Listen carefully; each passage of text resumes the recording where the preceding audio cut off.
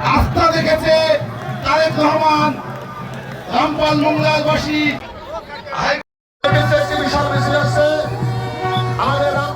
নারী, শিশু ও বৃদ্ধদের বিনামূল্যে চিকিৎসা এবং সুপেয় পানির শতভাগ ব্যবস্থা করা হবে বলে মন্তব্য করেছেন রামপালে ফরিদুল ইসলাম। বিস্তারিত থাকছে বাগেরহাট থেকে এইচ নান্টুর প্রতিবেদনে। ত্রয়োদশ জাতীয় সংসদ নির্বাচনে প্রচারণার শেষ দিনে বাগেরহাট ৩ রামপাল মোংলা আসনে বিএনপি মনোনীত ধানের শীষের প্রার্থী ডক্টর শেখ ফরিদুল ইসলাম রামপালের ঝনঝনিয়া স্কুল মাঠে অনুষ্ঠিত নির্বাচনী জনসভায় এসব কথা বলেন। উপজেলার বিভিন্ন ইউনিয়ন থেকে আগত নারীসহ হাজার হাজার নেতাকর্মী এ জনসভায় অংশগ্রহণ করেন।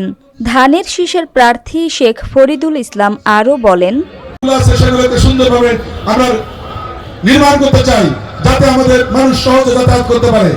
আমরা চাই আমাদের যোগাযোগ ব্যবস্থা উন্নত হলে এখানে পর্যটন শিল্প বৃদ্ধি পাবে। বিশেষ করে খুলনা মোংলা মহাসড়ক যেটা আছে এই সড়কটাকে আমরা উন্নত করতে হবে, কারণ তাহলে মানুষ কিন্তু আমাদের সুন্দর মুখোমুখি যে পর্যটন শিল্প আছে সেখানে কাজ করার সুযোগ পাবে।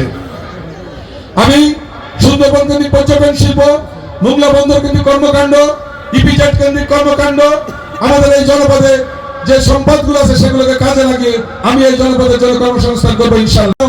আমি সুন্দরবন থেকে শুরু করে আমাদের উজ্জ্বলপুর ইউনিয়ন পর্যন্ত প্রত্যেকটা ইউনিয়নের জন্য প্রত্যেকটা মানুষ সুপ্রিয় খাবার পানি পায় সেটার জন্য আমি ব্যবস্থা করবো ইনশাআল্লাহ।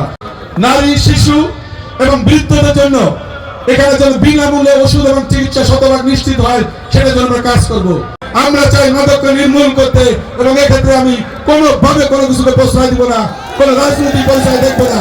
যে কোনো মূল্যে মাদককে শতভাগ আমি নির্মূল করবো ইনশাআল্লাহ। আপনাদেরকে কথা দিচ্ছি, আপনারা আমার সঙ্গে থাকুন, আমি আপনাদের সঙ্গে থাকবো। আপনাদেরকে নিয়ে এই জনপদকে একটি উন্নয়ন, শান্তি এবং অগ্রগতি জনপদের রূপ দেব।